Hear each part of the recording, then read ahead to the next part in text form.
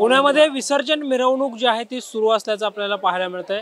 खरं तर या विसर्जन मिरवणुकीमध्ये डीजे किंवा तत्सम गोष्टींचा वापर होऊ नये यासाठी मोठं कॅम्पेन जे आहे ते झाल्याचं पाहायला मिळालं। मात्र त्याच्या विरुद्ध स्थिती जी आहे ती पाहायला मिळते आणि असाच एक कटू अनुभव कलावंत वाद्य पथकाला जो आहे तो आल्याचं पाहायला मिळतं। याच विषयावर बोलण्यासाठी आपल्यासोबत स्वतः सौरभ गोखले जे आहेत। सर, नेमका काय घडलं होतं, नेमका तुम्हाला काय अनुभव आला? आम्हाला आज मार्केट यार्ड सार्वजनिक गणेशोत्सव मंडळाने वादनासाठी बोलावलेलं होतं। त्यांची विसर्जन मिरवणूक याआधी आम्ही एकदा केलेली आहे आणि 6ची वेळ ठरलेली होती की सिलाईच्या चौकात सुरुवात करायची आणि आम्ही दिवसभर बघत होतो, अनेक न्यूज चॅनल्सवर आम्ही हे बघत होतो की लक्ष्मी रोडची मिरवणूक अत्यंत छान चालली आहे, वेळेत गणपतींचं विसर्जन होत आहे। पण ह्याच्या एक्झॅक्ट उलट अनुभव आम्हाला इथे आला। 6पासनं आम्ही सर्वजण तयार असूनही मंडळाला इंचभरही पुढे सरकता आलं नाही, कारण डीजेच्या भिंतींचा इतका प्रचंड धुमाकूळ त्या रस्त्यावर पूर्ण एरियात चालू होता। त्याच्यामुळे ती मिरवणूक अक्षरशः इंचानी पण पुढे सरकत नव्हती।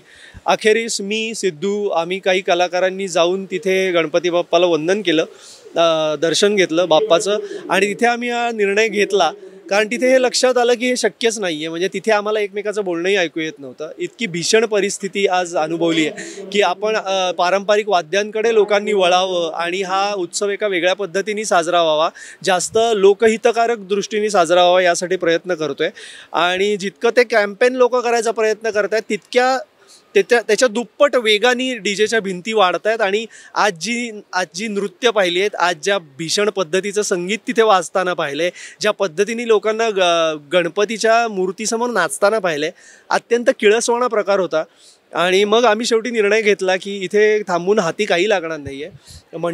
मंडळाच्या कार्यकर्त्यांनी आम्हाला सर्वतोपरी मदत करायचा प्रयत्न केला, पण त्यांनी हात टेकले आणि मग आम्ही दोन्ही संस्थांनी मिळून हा निर्णय घेतला की आता वादन तर काही करता येणार नाही।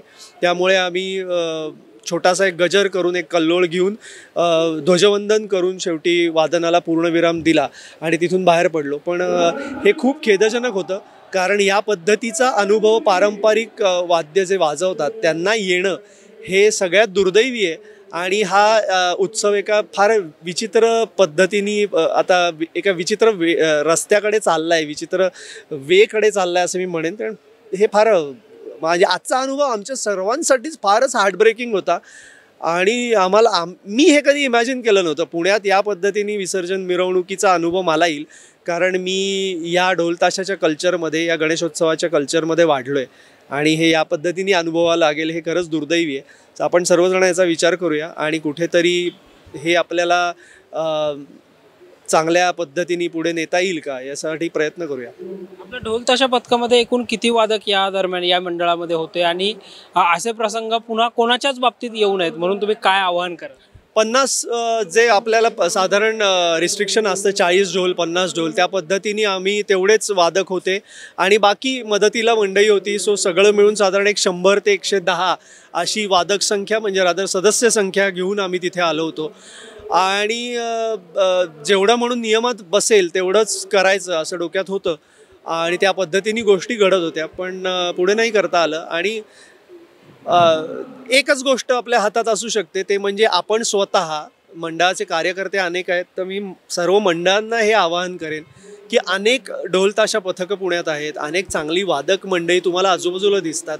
कुठेतरी आपण आपली वाद्य संस्कृती लोकांमध्ये प्रमोट करणं गरजेचं आहे।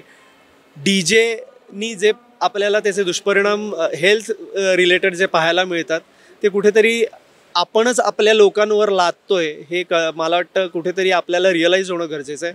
आणि कुठेतरी मंडळांनी हा विचार करावा की तुम्ही जर पैसे खर्च करताय, एका चांगल्या उत्सवावर पैसे खर्च करताय, एक सुंदर विसर्जन मिरवणूक तुम्हाला करायची असेल तर पारंपरिक वाद्यांसारखं सौंदर्य आणि ते उत्सवी वातावरण तुम्हाला डीजेमध्ये कधीही मिळणार नाही। त्यामुळे कुठेतरी हा विचार करा, त्या डीजेला थोडंसं बाजूला ठेवा आणि पारंपरिक वाद्यांकडे आलात तर विसर्जन मिरवणुकीला आणि उत्सवाला सुद्धा 100% गालबोट लागणार नाही, तो उत्सव जास्त चांगल्या पद्धतीने साजरा होईल।